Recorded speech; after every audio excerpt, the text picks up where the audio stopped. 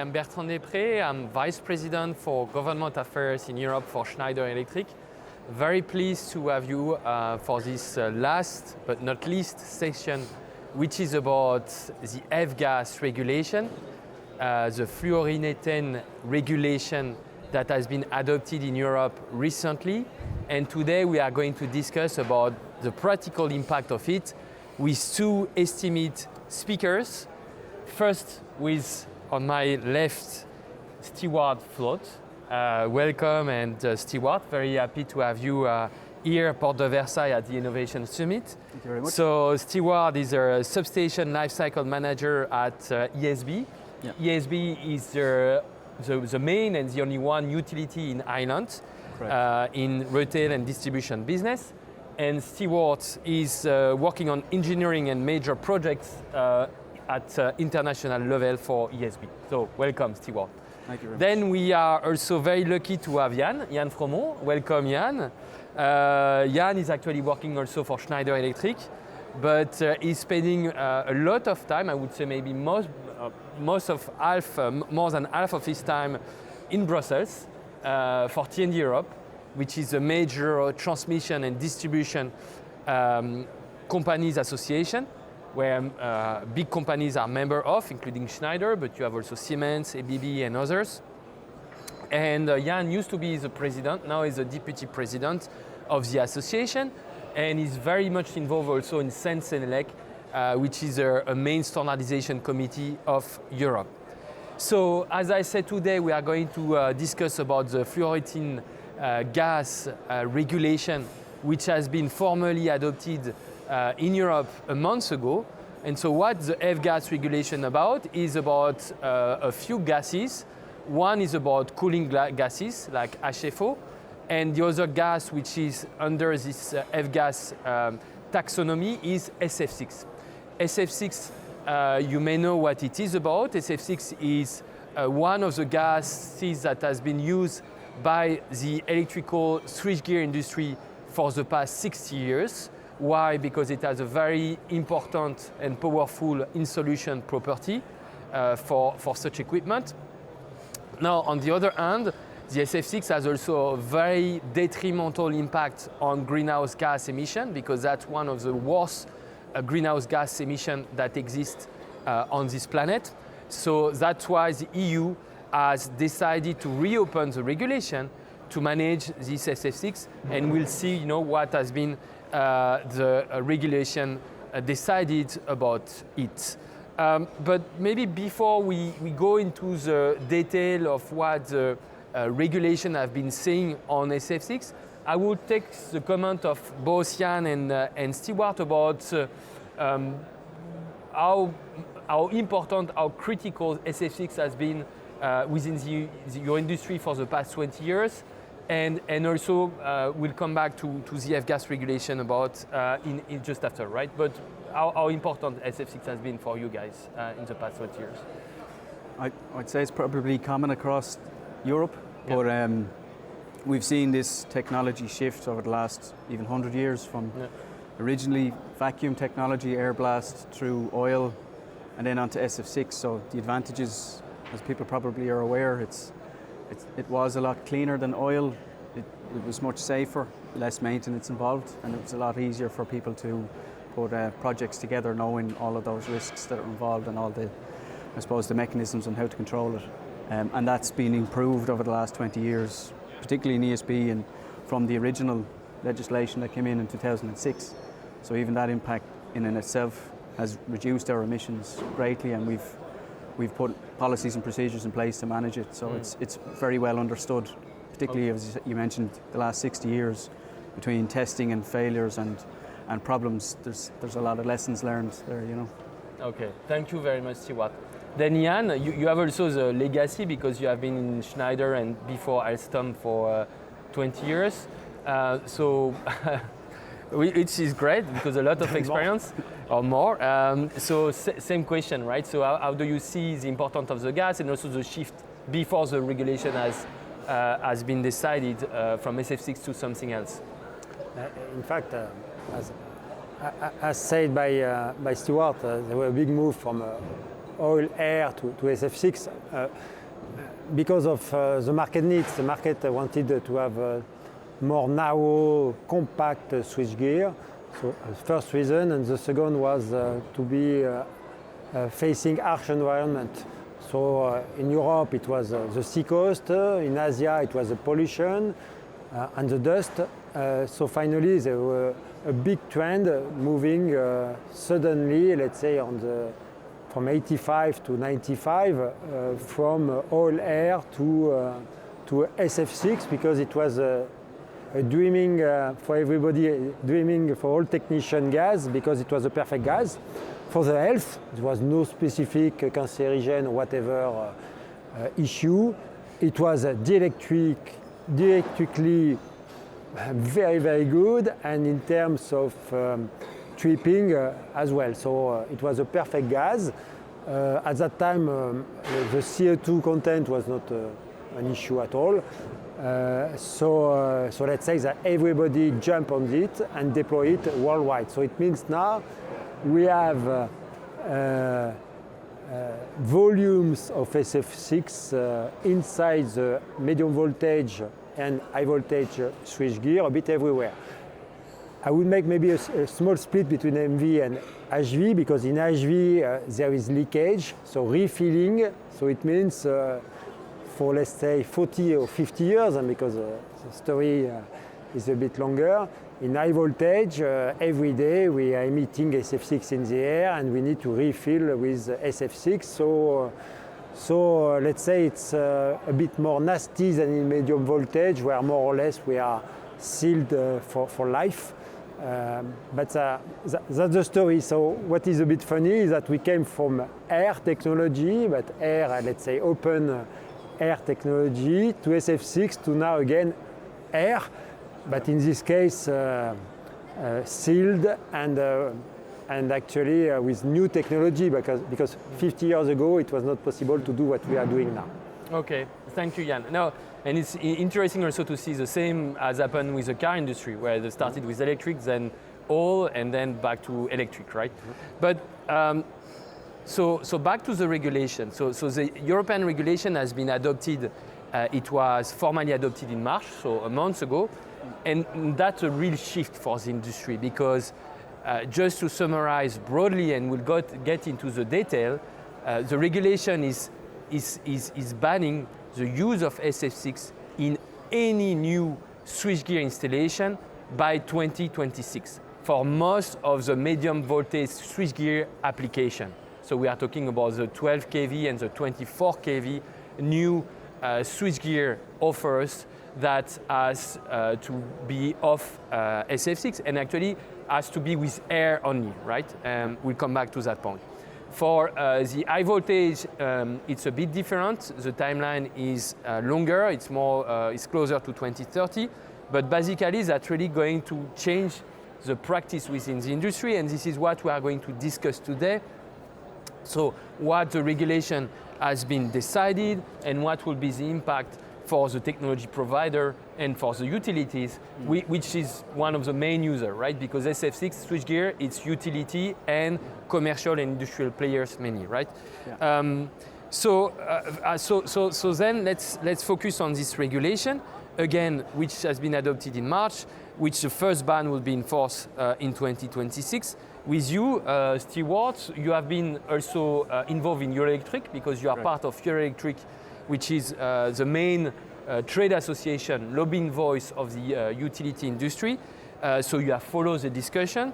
So my question to you is, how have you seen the discussion moving, and what is your assessment about the final results, Stewart?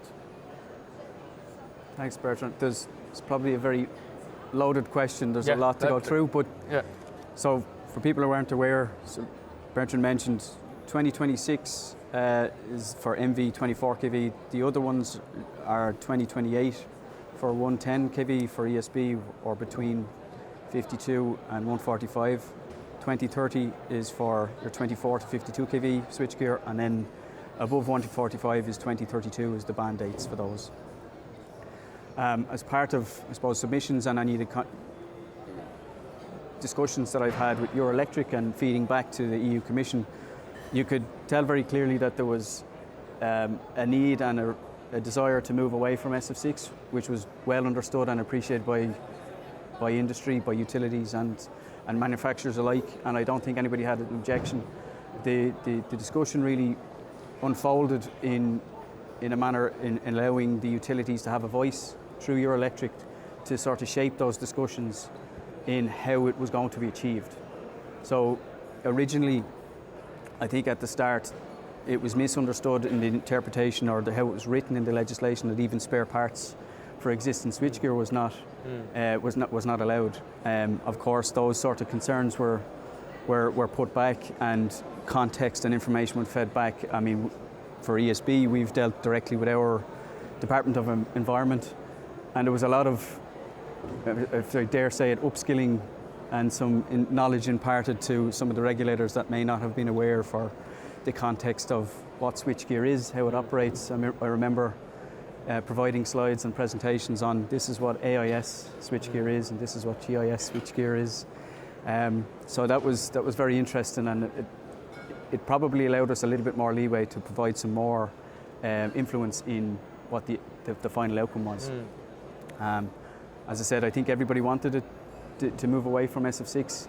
There's a big challenge for us now in moving away from something that we've used for 60 years, where we've built up a lot of knowledge and expertise in that area, and even as trivial as, procedures on local level, can I top it up? How do I do it?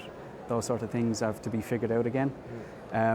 But I think at the end result from the regulation point of view was quite good. The only drawback at the moment that we can see, and I think a lot of utilities are struggling with, is some terms are not defined and there's a lot of interpretation left to the end user. At Euroelectric level, we've been grappling through a lot of our colleagues to try to find some consensus on what we believe it to be, until such time that there's a interpretive guide provided for by the EU Commission. But we are, I won't say lobbying, we are providing our interpretation and handing a lot of information over to the EU Commission to try formulate some agreed common standard or common understanding of those terminologies. There, the big flaw is, I suppose, where Euroelectric left off in providing that information, and the likes of the trilogue happened, where these sets of criteria were agreed between the Commission, the Parliament and the Council, unfortunately without due sort of recognition of the ambiguity that might be left with. So that's the space we're in at the moment. Right, great. And 2 points. I think you're right. I think it's a very complex regulation. Actually, you proposed, Stewart, that we put a summary of the regulation on the screen, but it was so complex that we said, okay, let's try to discuss it orally. And fortunately for you, if you want to know more, I mean, Schneider has issued a Q&A that could help, and there are other Q&A. I'm sure Euroelectric has the same kind of document, and we will be happy to circulate that to you if you are interested. But I think, indeed, I remember, because I was involved in the discussion at some point, the utility industry was very afraid that the ban will mean no SF6 at all, even for the spare part or for the switchgear solution which are existing. And that's not exactly the case, right? So there will be some loophole or exception if you have to refill the switchgear. But what is important, and what for me could be quite impactful, is that actually we are not talking about SF6-free, we are talking about F-gas free, right? Which means that it's only actually the solution with air actually, that should be provided on the market within some condition, right? So I would turn to Yann to elaborate on that, but before I do that, is it something that you welcome, or would you have preferred that it would have been restricted to SF6-free actually? No, I welcome that, because I think the intention of the legislation is to move away from F-gases completely, which is understood from an environmental point of view, but also from a toxicological and safety point of view for our staff. Yeah. It's well understood with SF6 that there's breakdown products if you have an internal flashover, and we still have to learn that for any of the other F-gases if they're used. So absolutely, I think that's the goal. It's how we get there in the end is the question. And just to add to your point, I mean, one of them is no F-gases, but for 52 to 145 and above 145 kV switchgear, it talks about a GWP or global warming potential of less than 1, which effectively is there anyway.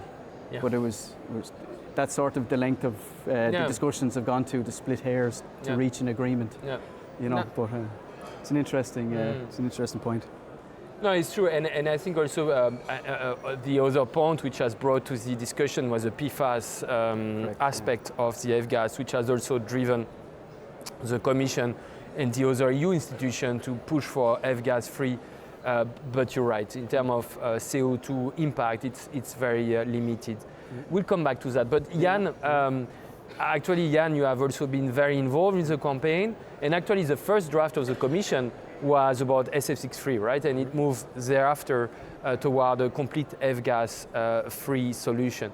And you have really been working with Schneider competitor since you were a president of T&D Europe at that time. So would you say that the consensus was easy among the different technology providers?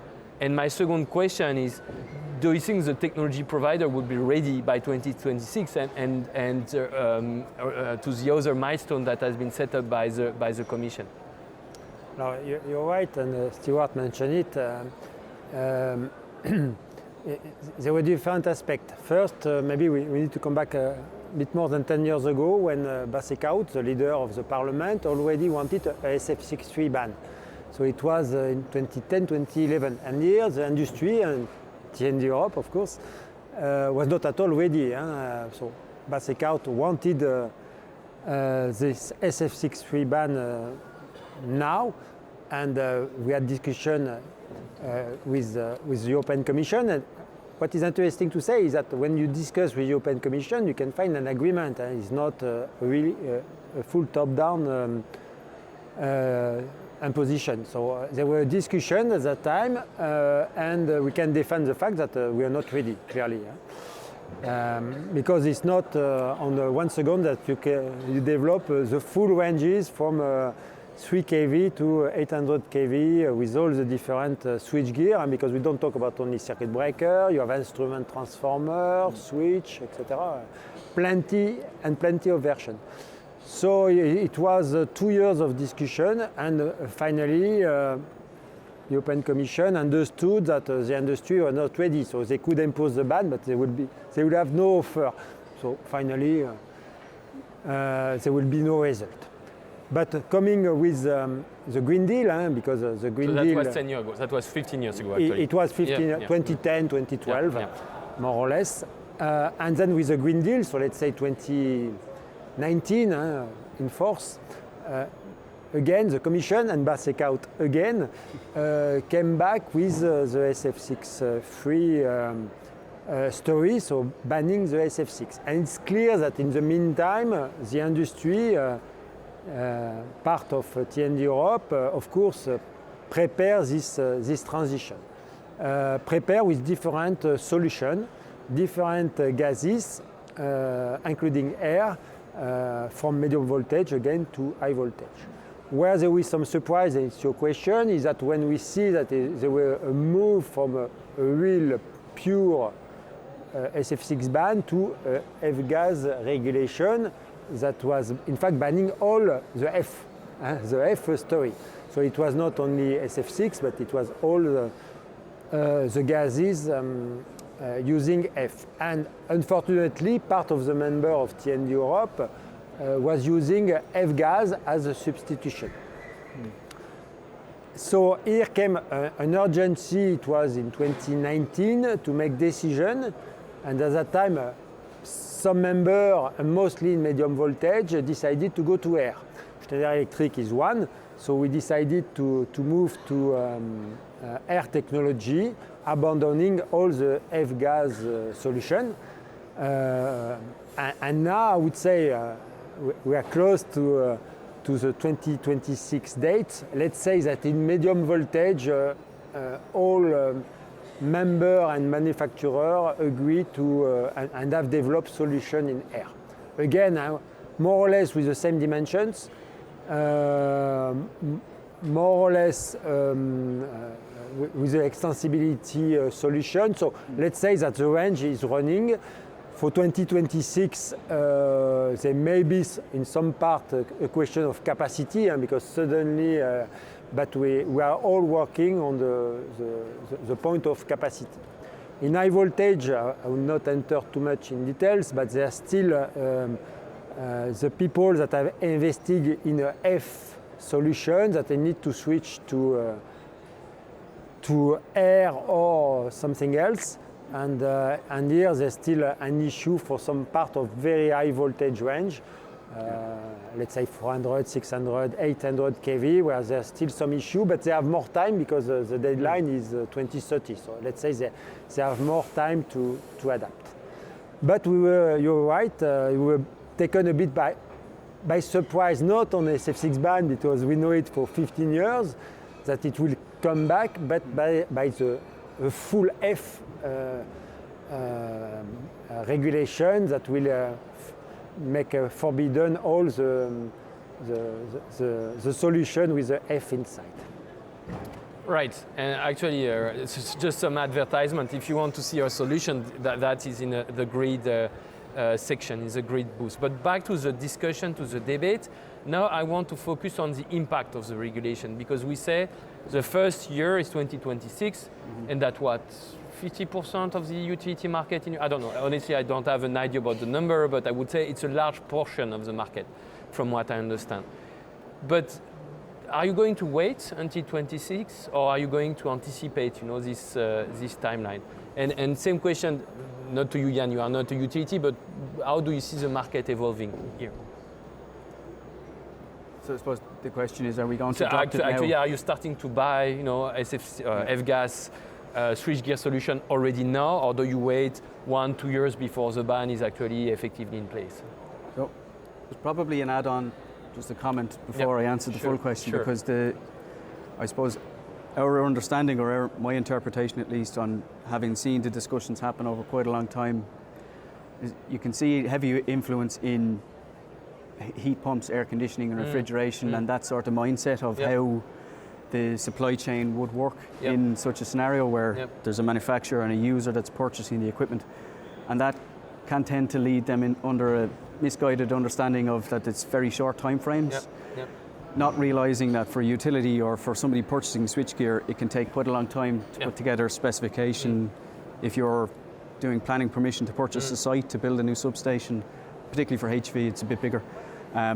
And then obviously the manufacturing times to get it there. So you could be talking for a HV substation 6 years between buying the site to delivering the switchgear and energizing it. And I think that bit was lost. So our intention is to move away from SF6 and to buy readily available products. The problem we had originally was that during the discussions, we were led to believe that if you could still purchase SF6 switchgear using your existing term contracts up until the ban date. And the exemption or the derogation that was in place allowed for that manufacturing lead time. So existing projects weren't at risk. However, it turns out that in our view, the last minute change was there to put in place the 11th of March as the cutoff date for any orders of switchgear. To be in place after 2026, right? So our intention was to use the time between now and the ban date to put together our technical specifications, trial the technology, make sure it's fit for service. To give you an example, 24 kV, there are readily available products from a number of different vendors. However, there's specific solutions that we require where there's integrated feeder earthing arrangements and faulted phase earthing. It's a particular arrangement where you have 3 poles and they can operate independently to ground one particular phase. That's not available in non-SF6 at the moment. So there's certain things that we needed to evaluate, and that will still take time. So our approach is to mitigate the risk. We've put in some orders of SF6 before the 11th of March to allow us time to follow and essentially do our due diligence, making sure it meets our criteria and our specifications before we adopt it en masse. Because obviously every utility in the world will look at a resilience that we would need to have. But it is our intention. And the other aspect of that, which we maybe haven't touched on, is this cascading principle that's available in the legislation. So if there's no products available for a non-F-gas, you can use an F-gas. Absolutely. And if there's still no F-gas product available, you can then use SF6. It's written in GWP terms, but that's effectively what it means. That actually was my question is, are you considering still SF6-free alternative gases, or are you really focused only on non-F-gas solution? I hope people understand the distinction. If we look at, if we wear different hats, from your environmental hat, you obviously don't want any F-gas at all. If you're looking at an asset management point of view, you have to consider the risks to the business. So there's a few things. One of them is technical application and agreement with specification. The other one is your supply chain. So you don't want to necessarily put all your eggs in one basket and then rely heavily on one supplier. However, with the advent of a separate piece of legislation looking at PFAS, that's another business risk where we could buy an F-gas solution and then it's restricted in use or banned completely within a number of years. So we can't necessarily go down that route. But so I don't think it's our intention to move away from SF6 and F-gas to use an air-based product. But it's also to some extent being forced down that route from both ends. So your F-gas legislation is environmental protection and your PFAS legislation is toxicity and human health protection. So both of those combined lead you to the solution of non-F-gas, really. And that's really what we're getting at. Just to finish on that point about the cascade, one area where we may have a problem, and we're not unique in that respect, some utilities have particular voltages where no products are available. For us, it's a 38 kV network where we have to use a 52 kV rated product. And in that respect, there's nothing available because I suppose the production level, or from a manufacturing point of view, all of the available products go up to about 40.5 kV. And then the next band is about 72 kV upwards. So there's a slot in the middle where there's no products. So anybody that looks for a product there either has to use the cascade principle and see if they can use an SF6 piece of switchgear, which we don't necessarily want, but we may have to use for emergency or expansion of the grid, replacement or connection of renewables, or go to a higher voltage. So one option we are looking at is replacing our 38 kV network on a case by case, on a new installation basis with 145 kV switchgear, which is non-F-gas. Okay, clear. Okay, interesting. So it's a long journey, but you have pressure, so you try to reduce, but you have a big challenges. The higher the voltage level is, the harder it will be. So, which is what you say, Yann, actually. So looking at the market overall, what trend do you see in Europe? Do you see like many markets catching up with what the Commission has decided, or do you see still hesitation to follow what the regulation is prescribing? Let's say that the main market in Europe is 10 and 24 globally. So the target is the 1st of January 26, so we're not far. Let's divide the market in three maybe. The industry, so the heavy industry, when we look at it, the big names are petroleum company, data center, as these are obviously big names and they have some commitment on ESG, on sustainability, because it was a bit the topic here. They are keen to use as fast as they can SF6-free air technology as we have here. Why? Because the SF6 is 23,000 times more than CO2. So having a switchgear with air, they have already a big number to give to the shareholder and to the market. So let's say that the heavy industry is looking for air solution as soon as they can. When we look at the building, here it's so more diffuse market. It's slightly different. Here they want to avoid the paperwork and all the risk, because it's not when they make a new building, the switchgear, 10,000 euros in the car park, they don't care.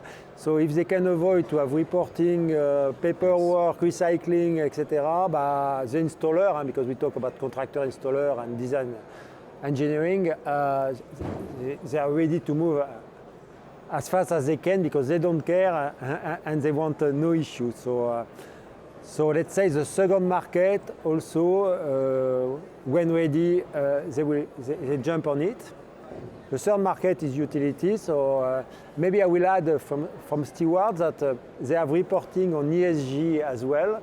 Yes. And on sustainability. And as I say, having circular product is one part, reduce the materials is another one, but escaping from SF6, again, the multiplication factor is 23,000, so they can show also nice numbers. So let's say it's a good tool.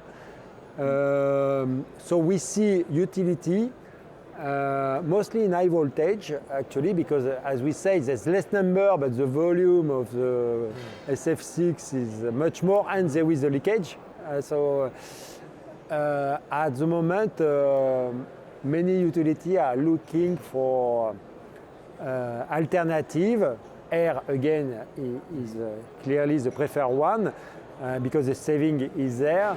And the number in front of the society, because utility are facing also the society vision, gives the right number. So let's say that in utility we see also this trend.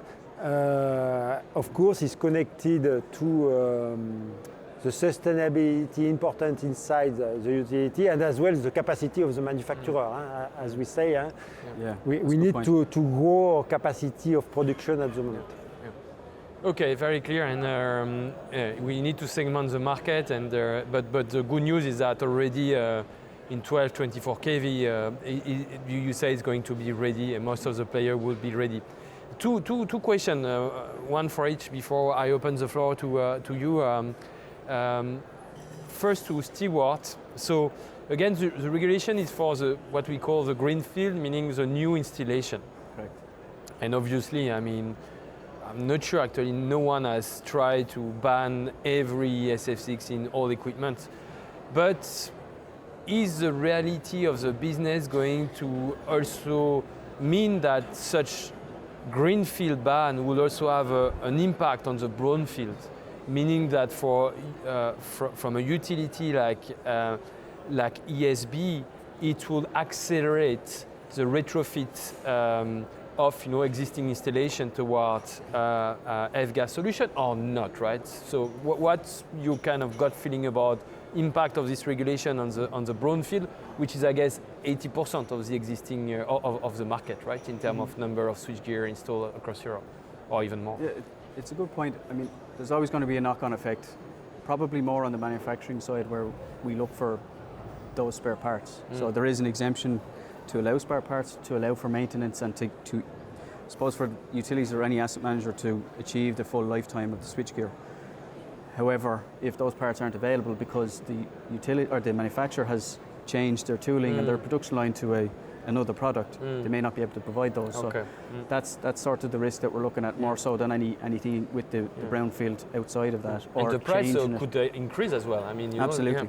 So any good asset manager will tell you, you need to get every euro you can out of your switchgear. So if you pay 10,000 euro for a ring main unit or whatever the case may be, you want it to last more than it says on the sticker on the side of the switchgear when you buy it, and then you've gotten value for money. So they will look to make better use of the existing assets rather than accelerating the replacement. Now what we do have is a net zero strategy where we've put plans in place that if we do work in a substation, we will also target the adjacent equipment as well, so that we have a new starting point for that site. Okay. But the F-gas regulation on its own won't directly impact the existing ones. However, we will be looking at extension where we need to in urban areas, and that does directly have an impact. So if I give you an example, we have a site that operated at 110 kV. We had a failure actually on one of the bays, and the circuit breaker was completely destroyed internally. It was contained, but that meant we had to replace it. And this was prior to any legislation. By replacing it, we had to fit in adapter pieces and all those sort of elements to use SF6 because it wasn't made anymore. So those sort of challenges will come up again with brownfield sites at every voltage level. And I suppose the feedback we've gotten and what we've ended up with in the legislation is to continue to allow that to happen, that we can still replace it with SF6, because it's likely that if you have switchgear that's 40 or 50 years old, it won't be compatible with pretty much anything. You know, so that's a benefit. Just to touch on a point that Yann raised, there is an element of risk there as well for not just the spare parts but also the supply chain. So it's about feeling that risk of we're trying to continue to have those spare parts available, possibly look at strategic spares, which we have done. So we have spare components and we have spare units available for if a problem occurred. Really looking at the understanding of if you have one factory from a particular vendor and they continue to supply SF6, over time between 2026 and later on they will retool to offer non-SF6 or non-F-gas, and they may be limited in the capacity that's put through that one factory line or one production line. So you may have a 50-50 split, or indeed a full swing to maybe 95% non-F-gas. There will always be an element of SF6 because they want to export outside of Europe, potentially. But we have to keep an eye on like what's available. As I mentioned, we would like to go non-F-gas, but we may even have to consider importing from outside of Europe depending on the suppliers that are available for those technologies. You know? And actually just a side question, because I was in a discussion where they were talking about the strategic autonomy of Europe. So back to what you say about looking at the global supply chain, do you think you or maybe some utility will increasingly look at the made in Europe factor, meaning that not only look at the SF6-free or F-gas free criteria, but also whether it's being produced in Europe or not? It's not part of the regulation, but that's... I hope so. I mean, if we do look at a more global view, there are other vendors available that have quite a good history of using vacuum interrupter products and air-based products. You have to look at Japan, and they've been using it for 20 years, and there's particular avenues for them to follow if they wanted to set up even offices and production lines in Europe. There's a market there for them. I'm surprised actually that they haven't done it already, because there is I have to name names, but there's Japanese investors and takeovers that have already happened within European companies. So I'm surprised they haven't leveraged that already, to be honest. Okay, thanks, Stewart. Yann, last question, and then we open to Q&A. It's so looking abroad, right? Looking beyond the European Union, because that's a regulation for the 27 member states of the EU. Do you see countries either following up or likely to follow up what the EU has decided? Obviously, I could think about the UK. I know in the US also there have been some discussion. What do you know about that, Yann? In fact, we are also in a geopolitics game, and the SF6 is only part of the big story, but China and US are moving. We can say that the biggest Chinese utility decided the ban in June last year. So, because you know, when somebody moves, the other want to move faster. So the biggest utility, GCC in China, decided the ban of SF6 already. California voted it, and it will be in force soon. So in US it's moving. New York, they were in a hearing last week to discuss about that. New York State should move. So let's say that globally it's on the way, and after outside this we see clearly more municipality in this case, so utility municipality in different places that decide, because they want to become a green city, and the electricity is part of the story to have a preference. In this case, it's not a ban, but to have a preference to SF6-free technology. So let's say that the domino effect is not made globally, but we have already big names moving on. And as I say, if I come back to industry, the large player of industry worldwide, as soon as they show nice ESG, not only for Europe, but for the world, so including Schneider Electric, and a new building of Schneider Electric, a new factory of Schneider Electric is to be carbon neutral, so will be with SF6-free switchgear. And it's the same case for big names of industry, in oil and gas, in data center, whatever. So after it will move also by the private side of the story. Okay, okay, very clear. The domino impact. All right, now it's your time to ask question. It's last 5 minutes, so who wants to take the floor? We need to take the... Don't be shy, don't be shy. Right, we have one question. I need to bring that on. Oops, sorry. Okay. Want to hold that for you? Oh no, thank you. Right. Oops. Oh, you can... Oops. Yeah. Sorry, just... apologize, I should have done that before. All right, here you are, thanks. Yes, okay. Thank you. My name is Bas and we're also working at a utility company. I know the challenge, Stewart, you told about also the planning for long-term projects and that kind of things. And also about the surprise about the March 11th we had. Everyone is in stress at the moment with our company. Is there still a lobby going on, an active lobby about those that impact, and also about the implementation plan that still needs to be delivered by the European Commission? Do you know anything about how active that, or is there any lobby yet? From a Euro Electric point of view, the lobbying is complete because the legislation is now in force. However, they are taking queries and concerns from different utilities to put together a list of concerns to go to the EU Commission.